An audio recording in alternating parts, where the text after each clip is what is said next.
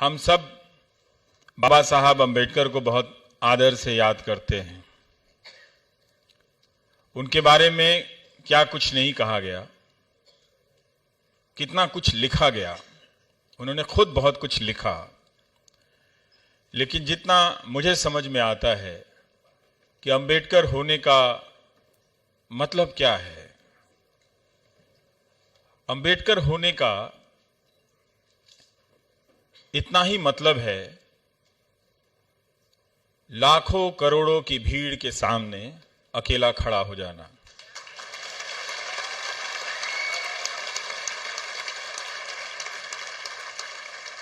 जो अफसरान आज नहीं आ सके, वो अम्बेडकर का मतलब नहीं जानते थे। अगर वो बाबा साहब की जिंदगी के बारे में जानते तो उन्हें ये पता होना चाहिए था कि डॉक्टर अम्बेडकर का मतलब निर्भय होना है। और निर्भय होने की कुछ बुनियादी जरूरतें हैं। उनमें से एक है जानना, जानते रहना।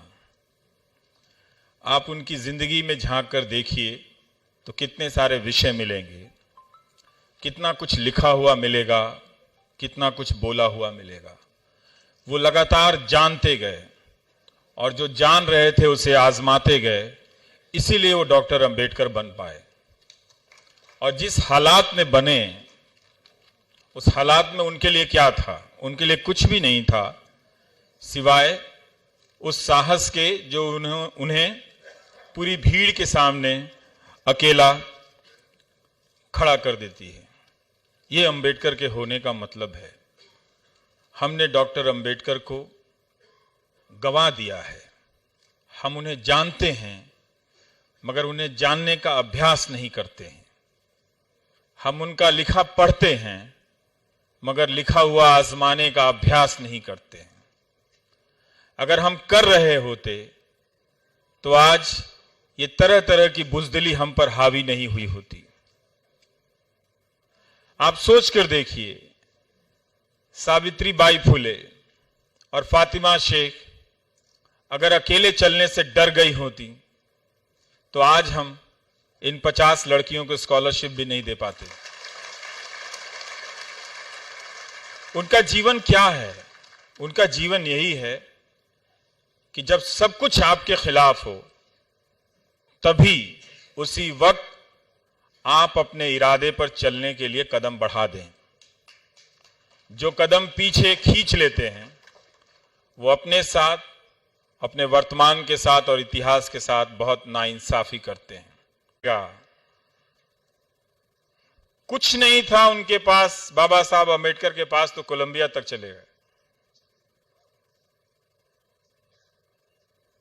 निकले तब तो गए, उनको निकलना था। हम अब निकलना नहीं चाहते, ना अपने लिए ना दूसरे के लिए। वो मैसेज भेज दे रहे हैं कि आप जरा सा देख लो, हमारा जीवन बर्बाद हो रहा है। बर्बादी के अंतिम क्षणों में भी वो व्हाट्सएप कर रहा है। बताइए उसका क्या भविष्य हो सकता है? रात को 2 बजे करने से आपकी बर्बादी तो रुक नहीं जाएगी। तो इन व्यवस्थाओं के लिए तो लड़ना पड़ेगा ना। हम ईमानदार नहीं हैं। हमने अपने लोकतांत्रिक मूल्यों को अनैतिकताओं से, समझौतों से भर दिया है। इसलिए कि हमने संविधान को पढ़ना छोड़ दिया है। आप जब संविधान को पढ़ेंगे तो पता चलेगा, आप महसूस कर पाएंगे, आपके अंदर शक्ति आएगी, लोकतांत्रिक शक्ति आएगी। और ये किसी भभूत से नहीं आने वाली है। अगर किसी भभूत से आपके अंदर लोकतांत्रिक शक्ति आती तो मैं बांट के आपसे 500-500 रुपए ले जाता। जब यहां घर से जाइएगा तो जो दीवार पर बाबा साहब अम्बेडकर की तस्वीर टंगी है, उसे उतारिएगा, पोछिएगा, 5 मिनट के लिए सोचिएगा। जो सावित्रीबाई फुले जी की तस्वीर लगी है, उसे फिर से उतारिए, उसे पोछिए, 5 मिनट के लिए सोचिए कि क्या आप इनके किए गए कार्यों के प्रति जरा भी ईमानदार हैं? उतना नहीं कर सकते तो क्या आप थोड़ा भी करते हैं? थोड़ा ही कीजिए, बहुत हो जाएगा। समस्या यह है कि हमने थोड़ा थोड़ा करना बंद कर दिया है। बोलना शुरू कीजिए ताकि हम जैसे लोगों को चुप रहकर आपको सुनने का मौका मिले। थैंक यू, धन्यवाद।